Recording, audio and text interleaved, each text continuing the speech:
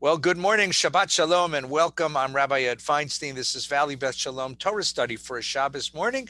And let me be the very first to wish you not only good Shabbos, but Happy New Year. And to welcome this morning my dear friend and teacher and colleague, Rabbi Sherre Hirsch of the American Jewish University. Good morning, Sherry. Good morning, Eddie. Nice to see you. Happy New Year. Happy New Year. This morning, our dear friend, Rabbi Gelman, is enjoying, he's 3 hours ahead of us. So he's enjoying the New Year even ahead of us. So we wish him a very happy New Year, and he'll be back with us very soon.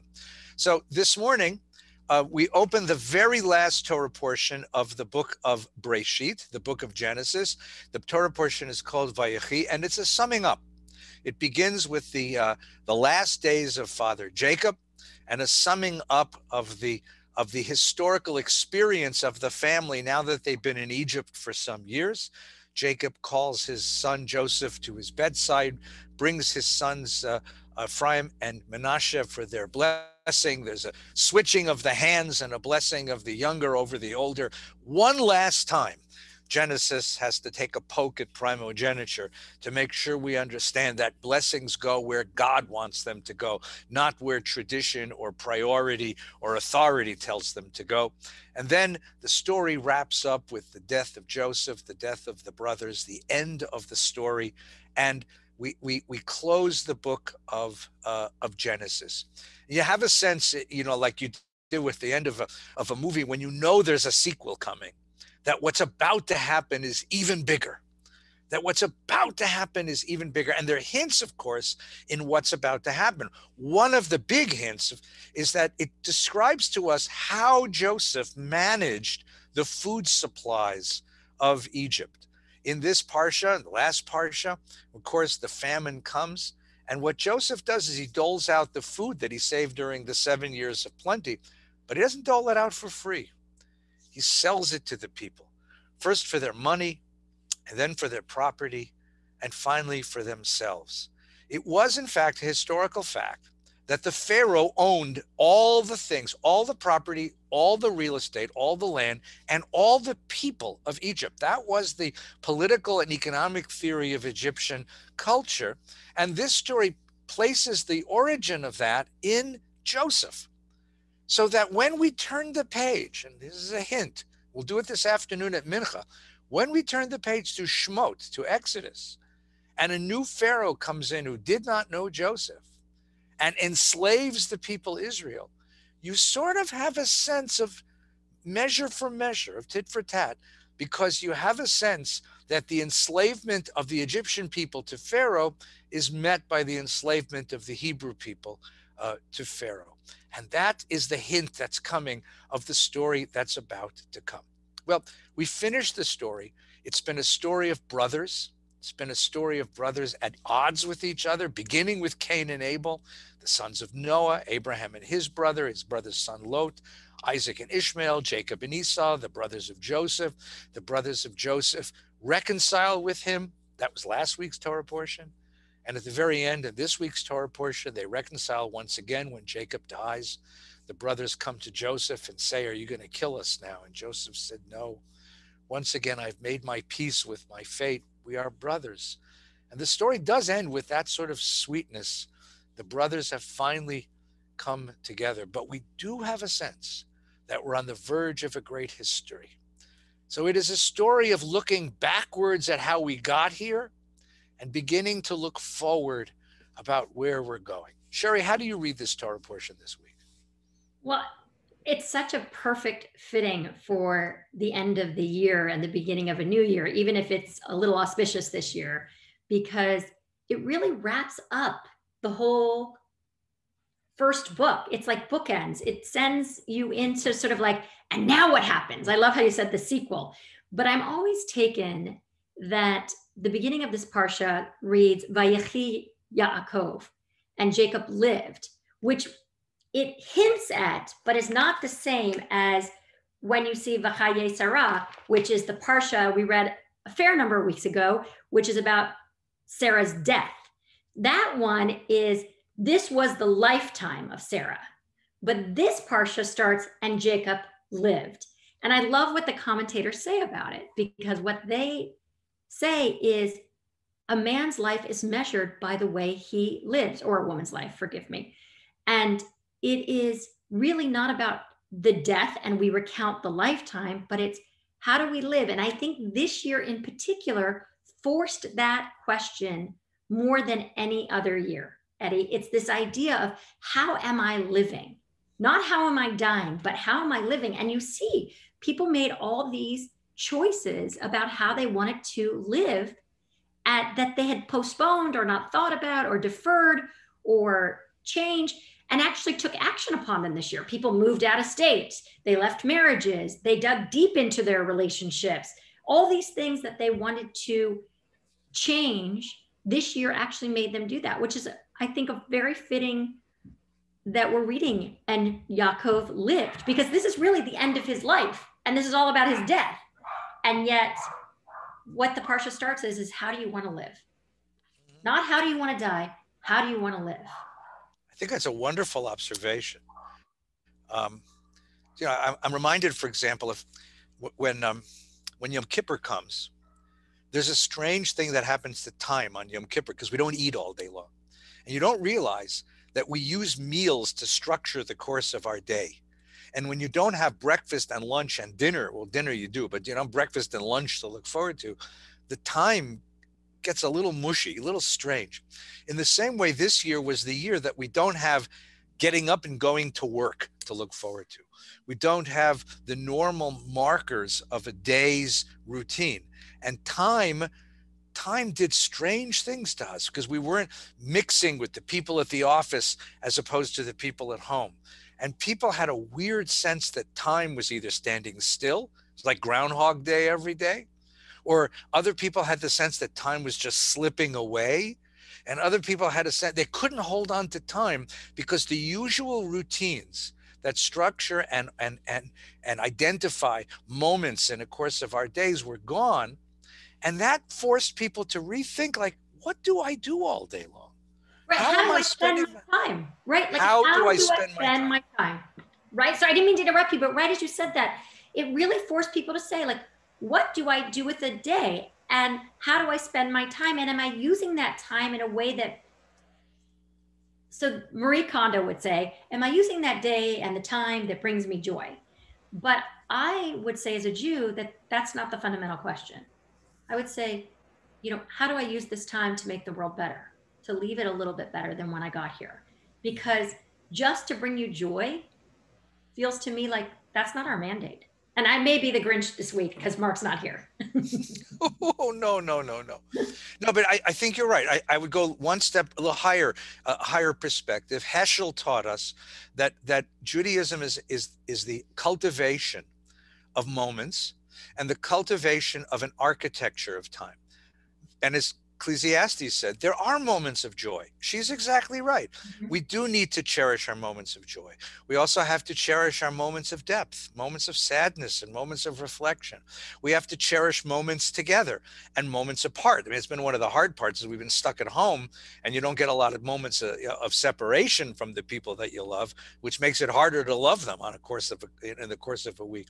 But I think that to be sensitive to the moments and the different qualities of those moments over the course of a week, that I think is something we can still learn from this curse of COVID, the curse of the pandemic. Right. And what are those sacred moments? Because I think people have redefined them this year too, right? What we thought was sacred. And honestly, I'm trying to think, like, what's become sacred is very different than what it was before, except interesting, Shabbat has totally stayed sacred in our home. I don't know if that's been the same for you. It's given us some structure. Yeah. It's one of the structures that hasn't been abandoned, mm-hmm. right? And that's a structure that I think is helpful. So let me ask you this question. The principal portion of this Torah portion are blessings that Jacob gives to his sons. So he comes to them at the bedside. The 12 sons come, actually 13, because now you have the two sons of Joseph, the Ephraim and Manasseh. And Jacob, the father, blesses them. But the blessings are odd blessings. They're not like, you should be gesund and live long. They're predictions of, if your character is consistent, this is where your fate is going to be. So let me ask you the question then. What blessings can we look forward to as we move forward? God willing, the COVID vaccine will spread among us and we'll be released from our homes and our bondage. But what will we have learned from this experience? As we move from 2020, somebody quipped that now hindsight really is 2020, or 2020 is in hindsight, and we move into 2021. What should we remember? What should we learn? What should we gain from these moments of the pandemic? Sherry, what do you think? Well, I have to ask you a question on that question, which is, what we've gained are not all blessings.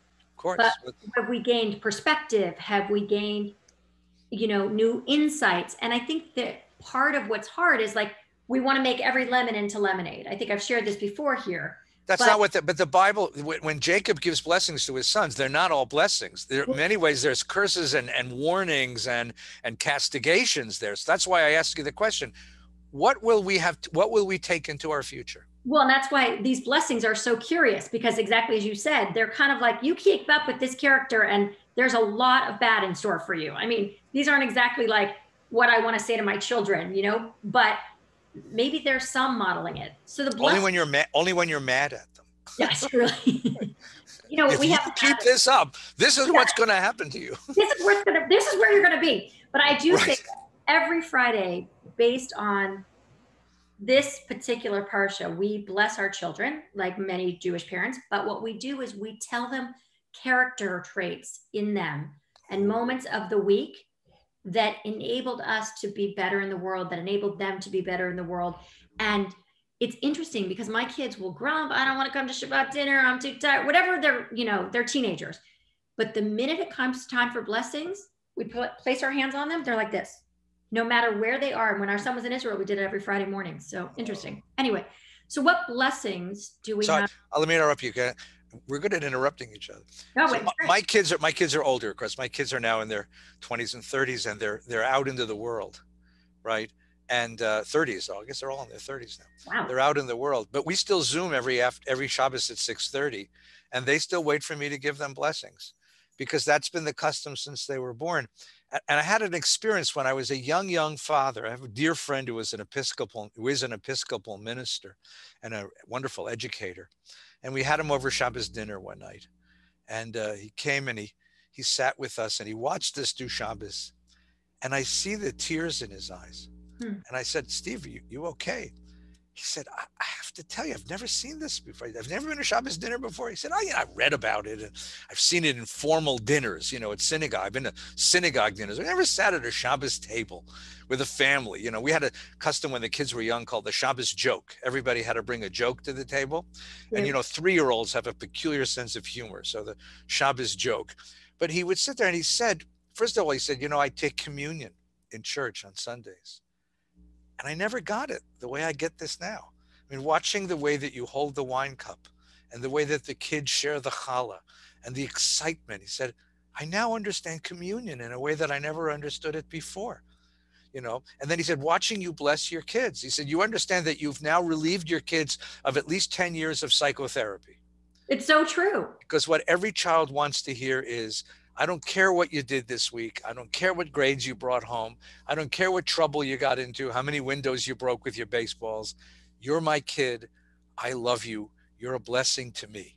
That's what every child wants to hear. They want to hear that they're enough in your eyes. And it's interesting because we don't do any grades, no tests, no external markers, no awards.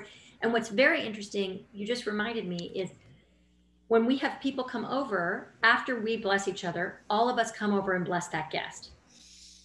And it's so powerful because even my daughter's teenage friends who would be like, no, I'm good. They're literally like waiting for the blessing, right? And now it's just a very I think we all want to hear that we're enough in the eyes of each other, right? That it's not because of what we did or how much we accomplished or what grade we got, that I'm enough. Right. And it's very powerful. So this is the Torah portion where it comes in. And Jacob says to his son, by these words, you will bless for the generations. And this is where the Torah portion teaches that lesson. And what's an interesting thing is, like, can I really bless you? Well, God can only bless you. I mean, in the sense of something metaphysical. But there's something, as you said, so beautifully psychological about this, to be able to be told by people in your life, people older and wiser and bigger than you are a blessing to me. You belong. You're precious to me. You are, and I offer you my blessings. That's what all of us have waited. That's what the whole book of Genesis is about. The whole book of Genesis is about people saying, tell me I'm enough. Tell me I'm good enough. Tell me I'm worthy. From the beginning, when Cain offers an offering and God says, I'm watching Abel's, not Cain's. And you say like, oh my God, if only God had put his hands on Cain and said, Boychik, you're fine. You're okay. Human history would have been different. It's a beautiful observation. Well, I think about that all the time. I think if God in the book of Genesis was far more empathetic and less critical, we would have discovered a different tradition, right? And well, and if we had been that way, I mean, what is God in the Bible but a projection of our superego, right? We had been a lot more accepting. So tell me the blessings of this new year. So What have we learned? What perspectives have we gained from this catastrophe, from all the catastrophes of this year? well, I think a lot about that we were living in busy and in noise. And that so much of this year is we don't have to live in all that busy and all that noise, right? We actually can walk our neighborhood and have exercise and never go to this place and that place to take a class, right? And I love that. I'm looking outside. My whole neighborhood has gotten to know each other this year because everybody walks and they talk. And I never knew my neighborhood after 20 years. We are in a neighborhood that's the houses are together, but nobody really talks to each other. We're in the city, right? Like maybe in the valley, it's different, but I think it is different, to be honest. But I think there's this noise this cacophony that we lived with that we don't need to live with anymore. And whether it's traffic, I also don't think we need to be doing as much. I cannot get over that every night I'm home with my family and we're just still. We're reading, we're watching Netflix, we're doing nothing, we're playing a game, we're still. And I didn't realize how it was hugely missing from our life, this sense of stillness. I was doing stillness when I was meditating, right? Or when I was going to yoga. I wasn't doing stillness because my life was still. And I think that's one of the blessings that's going to be like this is how do we want to fill back up our lives and please God, not fill them up in the same way with all the busyness. That's a beautiful observation. I think it really is a beautiful blessing for the new year to take that into the new year. Tell me, Eddie, what do you think is one of your... I have a bigger philosophical perspective. I've always talked to my congregation, my community about individualism, about how America is so rooted in a culture of individualism. Don't tread on me. Don't fence me in, sang Cole Porter, right? The entrepreneur, the pioneer, the maverick. Our cultural heroes are individualists, the Lone Rangers, Superman, guys who go out on their own, break the rules, Dirty Harry, break the rules and do the right thing on their own without any help, without any assistance. The individualism of American culture. And what I've preached so many times in my congregation is that in the world of spirit, there's always a counter truth. Every truth has an opposite truth, which is also true. And the opposite truth of individualism is the Torah's observation in the very third chapter, Lo tov heyot adam levado. It isn't right to live alone, that human beings can't be alone. We need each other. We need community. We need connection. We need friendship. We need bonds. That's what makes us fully human. That individualism is a great gift, but it has to be balanced by a certain commitment to communitarianism, because no one is born of themselves. I mean, the myth of the self-made man is just that. It's a myth. It's nonsense. I always wondered what the mother of a self-made man thinks, when she was burping him and diapering him. So the idea is that we need community. And this has been my sermon so many times. My congregation, my friends in the shul have heard it from me so many times. Well, this year, call it fate, call it God, call it nature, call it coincidence. But in a certain way, COVID has come to say, you want to be an individualist? You want to go on your own? You want to be separate? You want the ties and the roots that bind you to let go so you can have unlimited individual freedom? Okay, I'll give it to you. I'll give you social isolation as a way of life. I'll give it to you for 6, 8, 10 months. See if you like it. And what we learned was, God, we need each other. We just need each other. I mean, people are so dying to just sit in a restaurant surrounded by other people. You can eat the same food at your own table, but it's not the same as sitting in a restaurant surrounded by other people, overhearing conversations, overhearing the laughter. You can watch the same movie on your own individual TV screen, but it's not the same as sitting in a theater and sharing the laughter or sharing the tears or the joys of the celebration of the film you're watching. You can watch a ball game.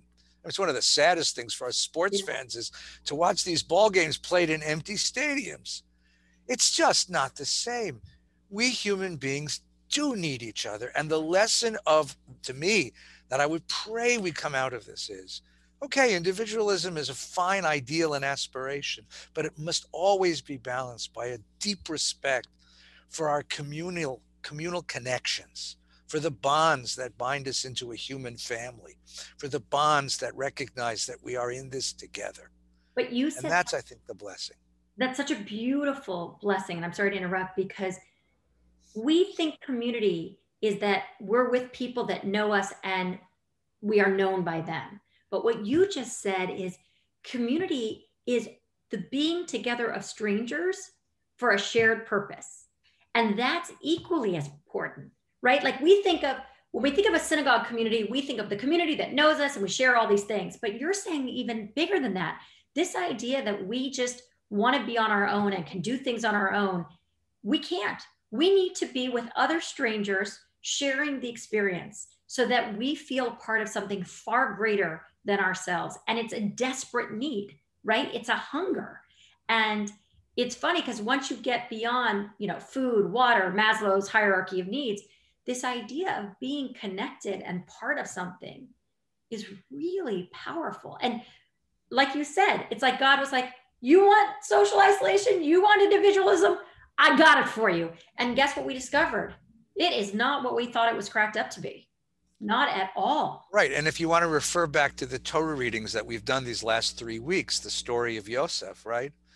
Here is a man who had everything. He was the second most powerful man in the world after Pharaoh, controlled all the available food supply in the world, eventually controlled all the wealth of Egypt, and sat on a high throne behind a mask, and discovered that the loneliness of that position was so desperate, he couldn't stand it. And when his brothers come in front of him, he's so confounded because on the one hand, he's so afraid of them, so afraid they're going to abandon the younger brothers, so afraid they're going to be as murderous and evil as before. And at the same time, God, does he need them? He needs someone who is willing to share life with him, who knows his birth name, who is connected with him. And the moments that we were able to break out of our individual, like you said, to walk the neighborhood and greet a neighbor and say, hi, how you been? You doing okay? Even a superficial conversation. I was at the bank. I went to them. The bank's closed, but the ATM is open, right? So, a woman pulls up and she says to me, is the bank open? I say, no, but the ATM is working. She says, oh, I need a bank. I said, go down a mile down to the next boulevard and you'll see the bank there is open. And she says, that really helps me. Thanks a lot. For just a moment, two strangers connect with each other and both of us smiled. It felt so good.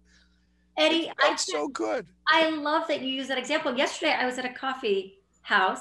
And of course, I'm like the only person in there. The chairs are all stacked and everything.